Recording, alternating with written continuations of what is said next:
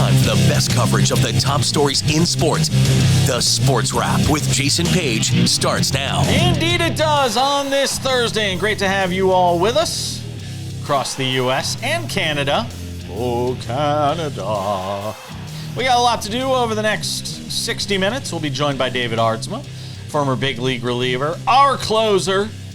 Still always be a closer for us.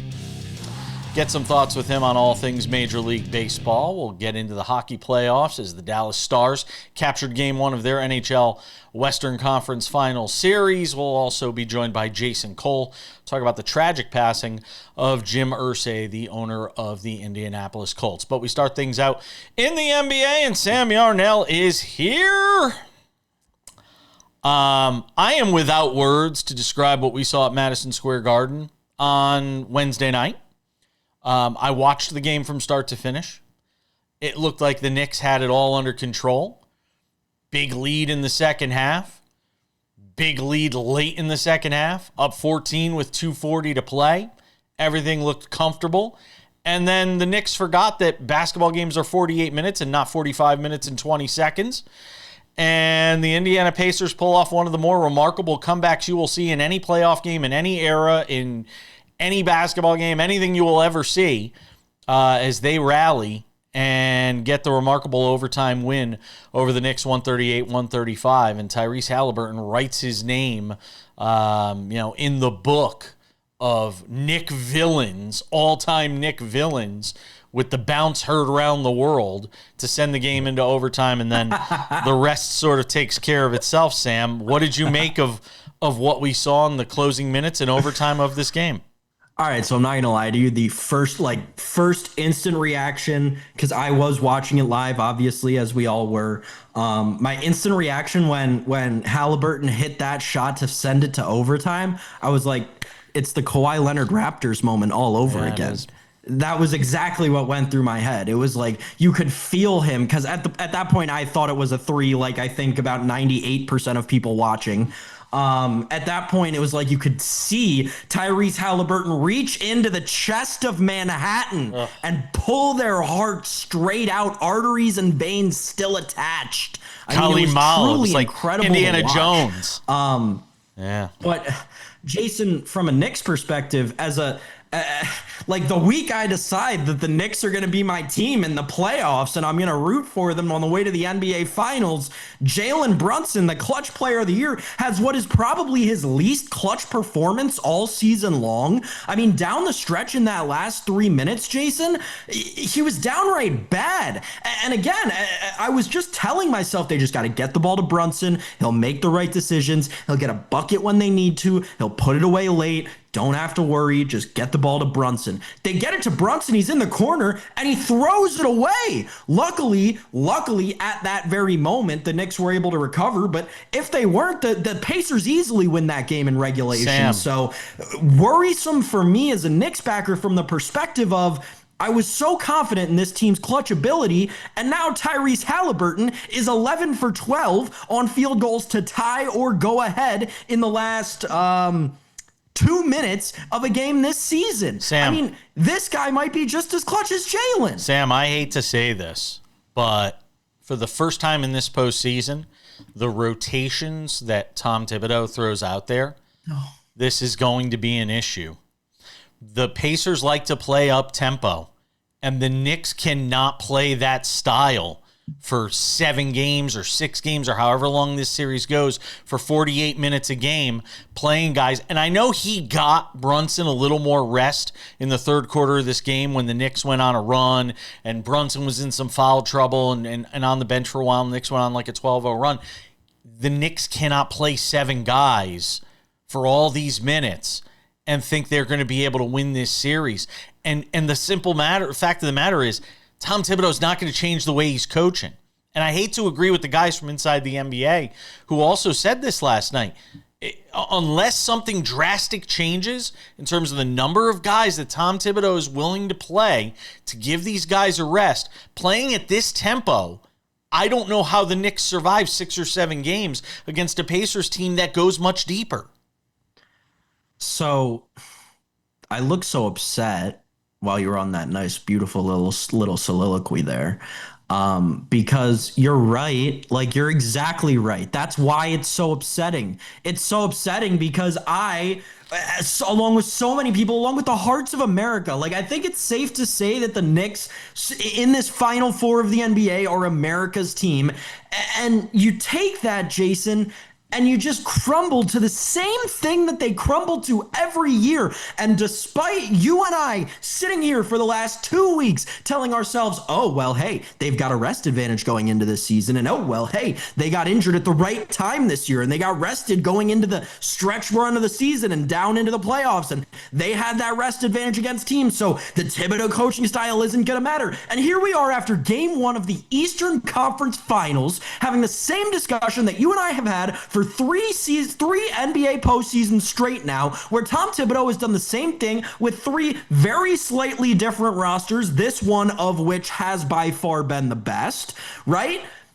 Saying the same thing, saying that Tom Thibodeau is playing 7 guys, and no matter how good this team is, he's only going to play 7 guys, and they're going to get tired against the teams that can get out in the NBA and run and gun. And quite frankly, they're going to fall to the same detriment that they have for those same 3 postseasons that we've been talking about them in this ilk, Jason. Aaron Nesmith, a career night for him with 30, the 3-pointers late. Hey, how about somebody get a hand in his face after he makes the first couple? I mean, you might want to do that when the guy, literally, it was like the NBA Jams game with I could hear the guy going, he's on fire, and nobody's sticking a hand in Aaron Nesmith's face. I'm like, what on earth are we doing? The funniest part about that whole thing is that is the game coming off of the national media, Knicks fans raving over a play where Karl Anthony Towns switches 1 through 5 on the entire offensive front. This is a team that is just so bipolar in their defense at this point. It's not sustainable when we talk about the stretch run of the NBA playoffs. No, I'm a fool. Why did I believe in this team? Well, here's the only good news is we've seen this Knicks team bounce back before. I mean, they got blown out in Game 3 at the Garden by the Celtics, and we all had them buried. The odds makers had them buried. Everybody thought it was all over. So if there is a team that is equipped to bounce back off the loss, it is certainly the Knicks, and we'll see how they do that in Game 2 of this series. But remember, every other day there is a game in this series. Playing at the pace the Pacers are going to play. It's going to be very challenging for this Knicks team to keep up that pace. All right, we got a lot more to do on the show. Don't go anywhere. Jason Cole will stop by. NFL historian, writer, Hall of Fame selector on Jim Irsay's passing next.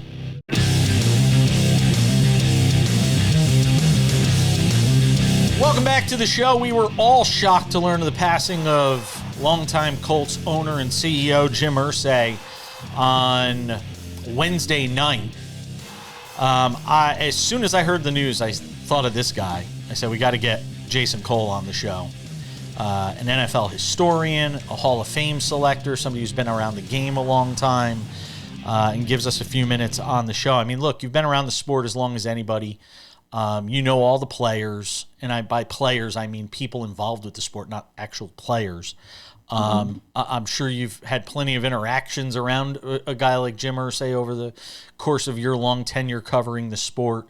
What was your initial reaction when you heard of his passing? Because we know he had some health issues over the last couple of years and wasn't in the spotlight as much. He wasn't at these owner meetings that took place in Minneapolis. So what was your initial reaction when you heard of his passing? Sadness, because he's a really good human being. I wouldn't say that surprise is one of them, although I would have, like if you had told me he had died of a drug overdose, that would have been sad, not surprising. The fact that his health failed is a tad surprising, even at 65, because he generally kept himself in pretty good shape physically. Obviously, you don't have to go very far in a Google search to find, out about his enemies, and his addiction issues. I'm not breaking any ground here. But he did try to clean himself up quite a bit over the last, 15 years. Sometimes struggled, sometimes was effective with it. was in good physical shape for a while. Then his body started to fall apart again. He had some really severe back problems and was in a lot of pain, which is why he stepped away from the day-to-day operations. But I would just say, just a sadness about it, because he's really a good human being, despite his problems. He's the kind of guy that you could approach and talk to and ask questions, and he wasn't afraid of the media. What is his legacy when you think about this Colts organization and his tenure, as the owner? Is it the Super Bowls? I mean, what is ultimately his legacy, especially even within that city? I think he reversed the image problem that the Colts had coming out of his father's ownership, which was, was tumultuous. Like, his father was the one who moved him out of Baltimore. His father was the one who made the Eric Dickerson trade and fired people and hired people and had, substance abuse issues of his own. His dad was a notorious drunk. And just really, I remember Tony Siragusa, rest in peace, told me the story about when he first got to the Colts and started playing there. In the middle of a game, Bob Irsay called down to the field and said, "I just traded all this stuff for Eric Dickerson. You better put him in the game." They were behind by 2 touchdowns or 3 touchdowns in a game, and they had to start throwing. And Irsay ordered them to put Dickerson back on the field and run him because he just made a trade for him. It was just a nuts ownership. And I think that Jim Irsay was the opposite father in terms of kindness, a certain amount of compassion, and just, again, humility, and got to the point where you got a city that you wouldn't have expected to build a new stadium, to host a Super Bowl, and to actually make it look really viable to the point where you could see a cold weather city hosting another Super Bowl again. You could put it back in Indianapolis and it would be a respectable situation, a lot better than, say, like Jacksonville. And, we talk about the demons he fought, Jason, but it wasn't just the fact that he fought those demons. He fought them publicly, and he was an advocate for others who were fighting against those demons. He donated a lot of money to causes, for people who were going through very much the same thing he was. Oh, absolutely. I mean, this is a guy who's trying. He was trying for himself to get better, but he's trying for others because, again, there's a humanness. If you're around a lot of owners, they donate to charities, they do the right things, they do this and that, but there's not a humanness to them, right? They're above you. They make it very clear they're above you. They look down at you. They don't take your ideas seriously. They don't take the questions seriously. They're not introspective. They don't like embarrassment. There's no owner who lived with more embarrassment than Jim Irsay. There's nobody who got through that embarrassment and still succeeded like Jim Irsay. And don't get me wrong, I don't think he's a Hall of Fame owner or contributor in this league. But as just a good person and a human being and a guy that you could say, "Jim, why is this happening?" He would give you an answer. It may not be the perfect answer, but it was an answer, and it was done with respect and dignity. And despite being the kid of the owner, the son of an owner, this is a guy who worked his way up to becoming, he was a general manager. He was a scout. He worked at football and tried to understand it and learn it and really know it. And I think he's one of the few owners who really understood the product on the field and what they were trying to do. Last one before I let you go on the future of the franchise. He made it clear he wanted this thing to stay within the family. That his daughters, this thing would be transferred to his daughters, sure. The organization. How does that change the complexion of the organization, the direction of the organization, if at all? I don't know, because I don't know the daughters. Yeah. I don't know. Yeah. And I always hear stuff like that. And then there's an inevitable fight over money. Usually there's, I wanted to stay in the family, and there's 2 of you. And it's just well, A, who gets control, and B, who gets the money? Do they want their money, and do they want their money now? That tore apart the Bolin family. and why the Bolin family had to eventually sell, because they couldn't settle their internal issues. So I don't know how it's going to play out.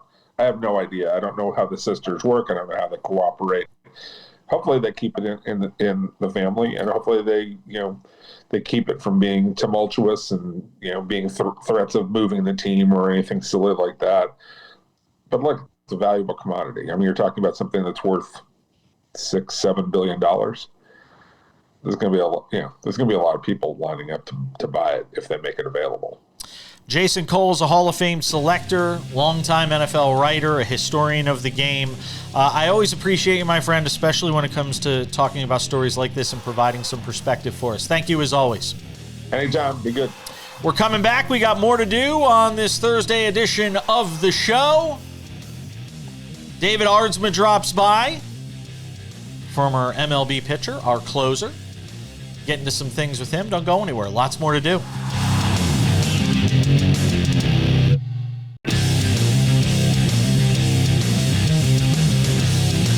Thanks for being with us on this Thursday edition of Sports Wrap, and if it is a Thursday, it can only mean one thing.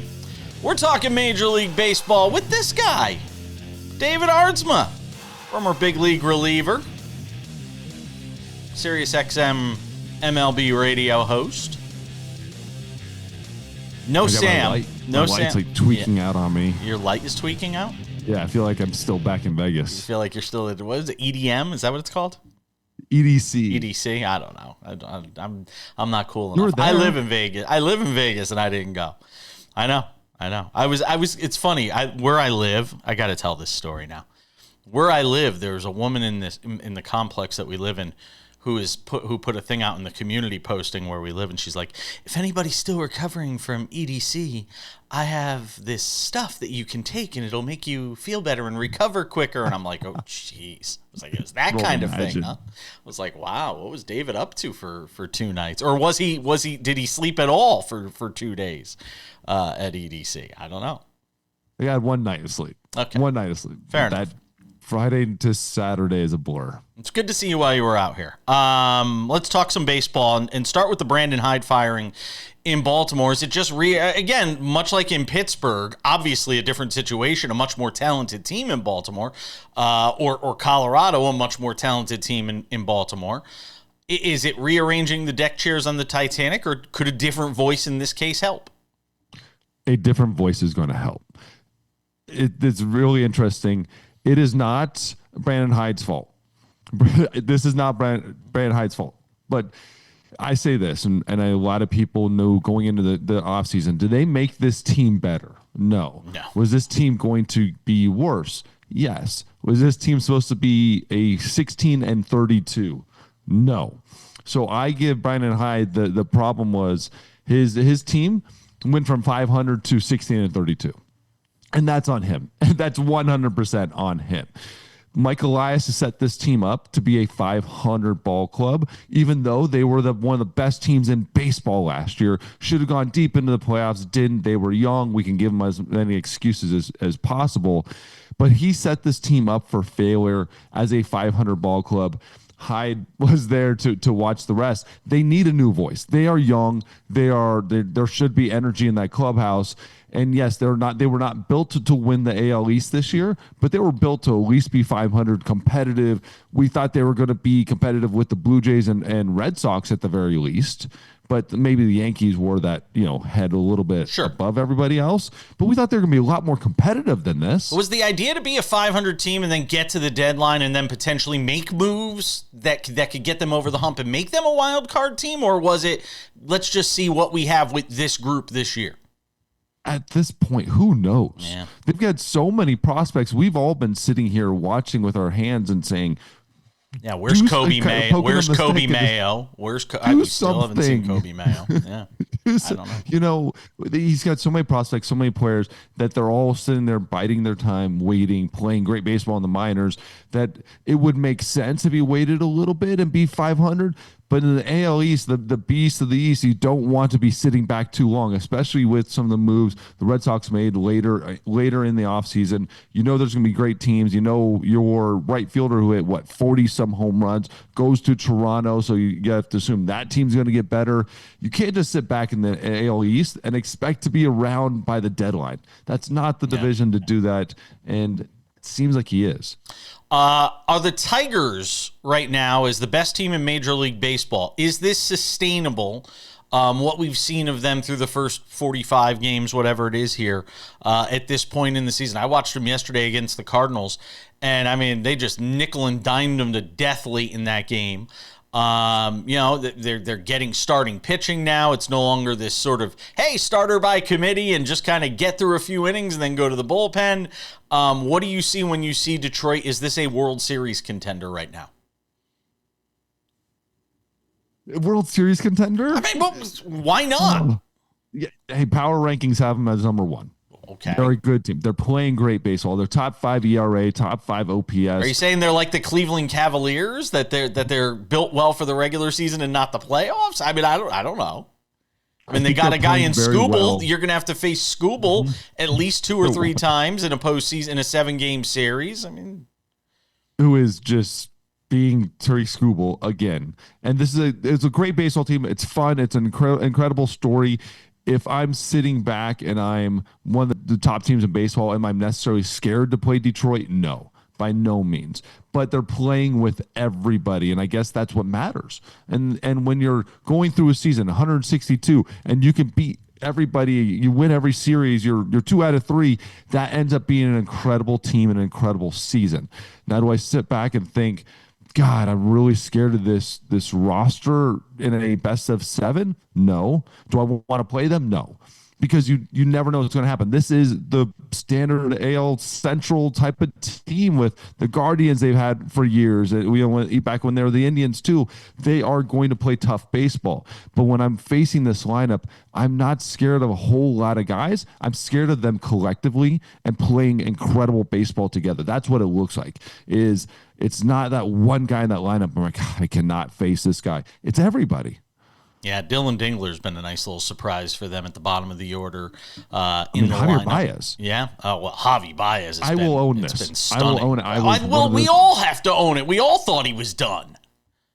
He's not missing the ball. He's not swinging at those balls out of the plate, out of the zone. I've never seen this from him. I remember facing him in the minors, in the big leagues, and you just look at it and go, all right, slider in the dirt. I'm going to throw 7 in a row. He's going to swing at 3 of them. Is it as simple as just being? Could it be as simple as he's just healthy? No. Because the bat to ball stuff is a different. The bat to ball, the out of the zone swing, the walking. That's a new concept for him that he's never had before. What it shows me though is somebody over time got to him and he changed. He has changed up here, and he's always had some of the best pure raw stuff in baseball, if you want to call that, like if you can call that from a hitter, raw stuff. It's just he was swinging like a wild man, and you just know when he did make contact it was going to hurt. Now he's actually making contact and then not swinging at those pitches that you got him to swing at his entire career, and now suddenly he's stopped. I give him credit. He has changed. He has worked it. He has changed, and let's see if it continues for a full season. Yeah, and look, I mean, the Minnesota Twins are 5 back in that division. The Twins have won 8 of 10, and they've barely made up any ground on the Tigers. And look, the Royals are still hanging around in that division. I mean, it's funny. We all thought the AL East was going to be the class of the American League. It's really been the AL Central outside of the White Sox. Everybody in that AL Central. A lot of parity up and down in the American League right now. We're coming back. More to do with David Aardsma on the other side. A lot more baseball on SportsWrap.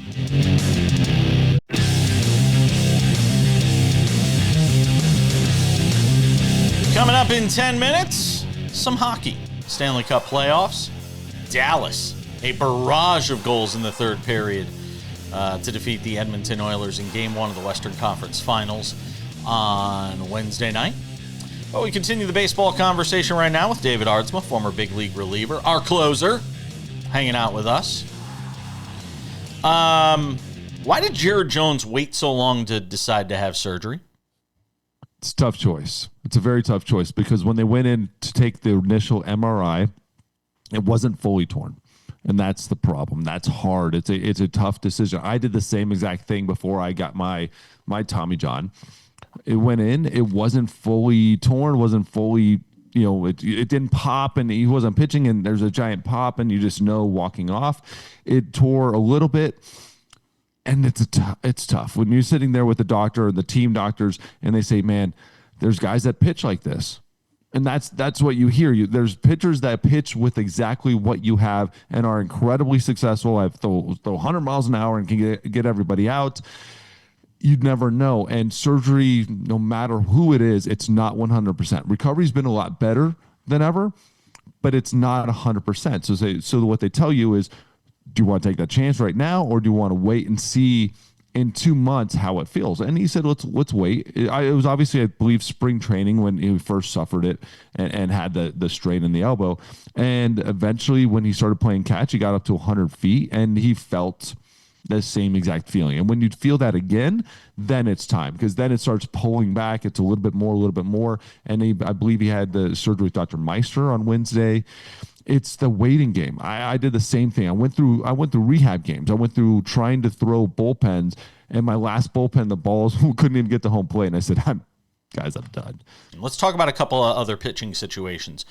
Jordan Hicks being demoted. Give me a sense for a pitcher to go through something like that. The expectations for a guy like Jordan Hicks. A Giants team that has played pretty well here in the early going. There's been some ups and downs, but, some exciting baseball out there in the Bay Area.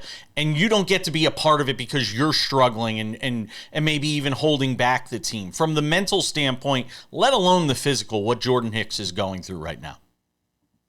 You said it exactly. You feel like you're holding the team back. You actually feel like you're the reason they didn't win 5 more baseball games, and you're struggling. Again, it's been a big, long road for him, and what they've gone and changed and everything. He went from, incredible reliever to trying to be a starter, and it just hasn't been working the way he was throwing before. But it's a lot of the mental struggle is you're letting your team down. Yes, you don't want to be doing bad, but baseball's been built around, and it's such a culture, especially coming through the Cardinals, it is a team. It's team. And so you feel like you're letting your teammates down, and that's the last thing you want. And that's where he's probably really struggling with it, and he doesn't have answers because you're trying something new. You're going to you're going back to the bullpen. This is something that you're trying to figure out, and you don't know the answers. That's the hard part. You're just kind of grasping in the air for what's happening. And right now, data's not figuring it out. There's other factors you just don't know. So get him back to where he feels comfortable. To him, I'm never a big fan of taking bullpen guys to starters. I'm never a big fan of it. You already made the decision at some point that he wasn't a starter, so you moved to the bullpen in the first place. Get him back to where he's comfortable. Let him throw out of the bullpen and just tell him, let it eat. Just figure it out and do it like 2 batters at a time, or whatever the minimum is now. 3 batters at a time, and that's it. Get him out of ball games and let that confidence slowly build, and hopefully it will. What do you make of Juan Soto? This whole thing of, there's these examples that are out there of him not hustling, not gunning it out of the box. That combined with a mediocre start, sort of meandering through the first, quarter or so of the season. We were talking about it yesterday on the show. The guys we had on were saying, he's going to be fine at the end of the year. The numbers will still be there. Is there anything that sort of flashes red warning lights to you, or do you just think this is part of the adaptation of Juan Soto to this Mets locker room and this Mets team? When you watch, I want to ask you a question. When you watch the hustle videos, do you think he's really not hustling? Do you think that's the bad example that we would show of not hustling? I mean, the play out of New York where, he hits a shot up the middle and isn't gunning it out of the box and then sees the ball get bobbled and then he starts running hard. I mean, sort of hot dogging it out of the box at Fenway and it goes halfway up the Green Monster. Look, do I think he's not playing hard? No, but when you combine it with everything else that's going on right now, it's creating a narrative, fairly or unfairly. And these things can snowball quickly, especially in a market like New York. You said it. That's it. Perfect. It's the snowball. It's the New York. But I want you to say it, not me. I wanted to hear it because this is exactly what's happening. He's not playing great baseball. He's trying to get the swagger back. When you pop that ball and you're like, I got it. I got this Soto swagger, and it doesn't go out. He's killing himself inside. He loves baseball. He's the Johnny Hustle guy. We know that. And so, yes, the ball up the middle, he got out of the box. It wasn't like he was walking out of the box. He got out of the box, and then he really gave it, and then he knew he was out. He was going to be out no matter what. He's trying to get the swagger back, trying to get the feel back. The Mets are playing great baseball, 30-20, playing incredible baseball. They haven't needed him. And imagine what's going to happen when this dude ends up being 270 and he's just crushing the ball with 30-some home runs. He's still getting on base a ton. Yeah. And that's the thing. He's still top 20 on base percentage in all of baseball. So he's still doing what Juan Soto does best, which is get on base. He just doesn't have that swag yet. He's going to be just fine. Always appreciate you, my friend. Have yourself a great rest of the week and the weekend. We'll talk to you next week. Of course. Thank you. We are coming back.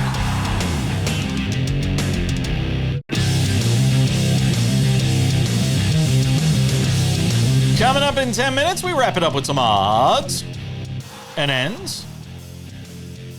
Sam Yarnell, some NHL. The Dallas Stars, victorious in Game 1 of the NHL Stanley Cup Western Conference Finals.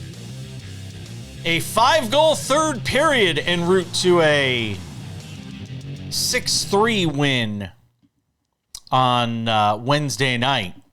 Boy, that kid, to borrow a phrase from Ron Burgundy, that escalated quickly. That really got out of hand. 5 goals in the third period.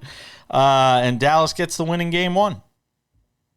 This was quite the game because if you watched just the first 2 periods and then you turned it off, well, you blew it. Yep. That's but me. Also, and I sent this tweet out. I sent this tweet out last night, Jason.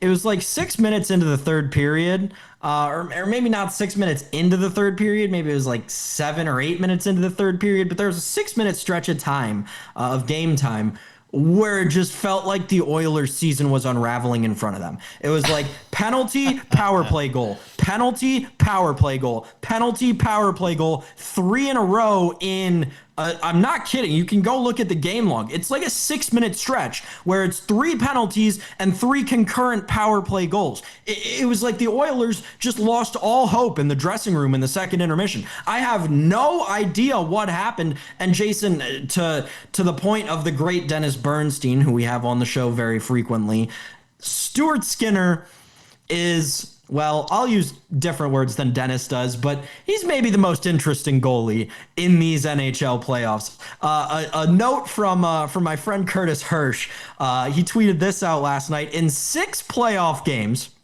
Stuart Skinner does not have a single game with a save percentage between .835 and .999. So he is either incredibly good and pitching a shutout or one of the worst goalies in the National Hockey League, and it's not particularly close. Definitely the worst in the NHL playoffs. Last night, you obviously got the worst version of that, and quite frankly, again, if that's what the Oilers are going to have to deal with down this stretch run in these Western Conference Finals, it's the end. It feels like it's the end of their season. Miro Heiskanen last night, 27 shifts, 24 minutes of ice time, a goal and an assist. Yeoman's work from that dude, including the big one early in the third period to get that to 3-2. You know, at a point where, again, you know, on the power play, they're down in that game, really not getting anything going. Crowd's kind of dead. You know, you come out of the locker room, you get that power play goal right there, and then you back it up with a couple more power play goals, and all of a sudden you turn around, it's 4-3. You know, 6 minutes into the third period, and you're on your way if you're Dallas and you get Game 1 of this series. No time to I guess cry in your milk if you're Edmonton. just a couple days off, and then these two teams will get back at it. Feels like a must-win for Carolina tonight, Sam. If we're talking about must-wins in the playoffs, whether it be the NBA or the NHL, it feels like a must-win tonight for Carolina in Game 2 of their Eastern Conference Final Series against the Panthers. I mean, if anything, it's you got to get to Bobrovsky for more than 2 goals if you're Carolina. You got to at least, you're right, get one on home ice. You can't go on the road down 0-2. That's unacceptable in these Stanley Cup playoffs. But I really just think getting a few goals past Sergei Bobrovsky is what is going to keep the Carolina Hurricanes alive in this series. You know, Jason, I hate to say it, if they win a 1-0 game, I'm still going to give the Panthers a large edge in this series, because if the Carolina Hurricanes win a 1-0 game tonight on Thursday night in Game 2, that quite frankly means the Florida offense just didn't get going for a game, and that's fine coming off of a game where they scored 5 goals. So yes, must win for Carolina. Offense has to show out. You got to get stuff going in the offensive zone, get the puck into the net, get the puck on the net, and get past Sergei Bobrovsky, because he's been one of the best goaltenders in this postseason, and you can't let the hot tender stay hot. You know, Dennis Bernstein said at the very beginning of this postseason, which has been very unpredictable, and it's not to say everything he has said has come to pass, because there have certainly been some things, the Las Vegas Golden Knights being one of them. And I love Dennis to death, but I mean, this has been an impossible postseason, obviously, to predict. You know, he thought Dallas was the team that if they got through their opening round series could go on a deep run, and they feel like right now they feel like the team to beat to me. When I look at the Final 4 teams remaining, you know, a Dallas-Florida Stanley Cup final doesn't feel that far-fetched when you sort of look at where we are right now. What is it with the National Hockey League and having the Stanley Cup final seemingly every year for like the past decade be between 2 teams south of the Mason-Dixon line? I know that this may be like Chuck Todd old just man said, Sam coming out. wait. Chuck Todd just said it. University of Miami is what, Division III hockey? They just won a national championship recently or something like that. Hockey in the South is really picking up. But and that's great. And I know Arizona has produced some incredible talents, right? You look at, who is it? I believe is it Austin Matthews? I might have that wrong, but Tage Thompson out of Arizona. There's some great NHL players who come out of the southern states in the United States. But again, it's just confusing to me that, you know, we're having the Stanley Cup finals indoors on ice when outside in June in Dallas or Florida, it's 95 degrees outside. Hey, remember when we were talking about the Stanley Cup odds going into these conference finals with Dennis the other day, and we were like, oh my God, they're all so even. All it took was one game in each conference final, and the milk sort of started to split a little bit. Panthers plus 175, Stars plus 195, and then Oilers plus 380, Hurricanes plus 480. Again, that got out of hand quickly. Coming back, we got odds and ends right around the corner. There was a vote in the NFL on the tush push. Didn't go the way some of us thought it would.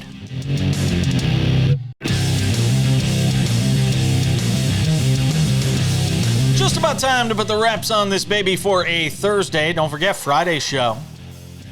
Robert Lital, Black Sports Online founder.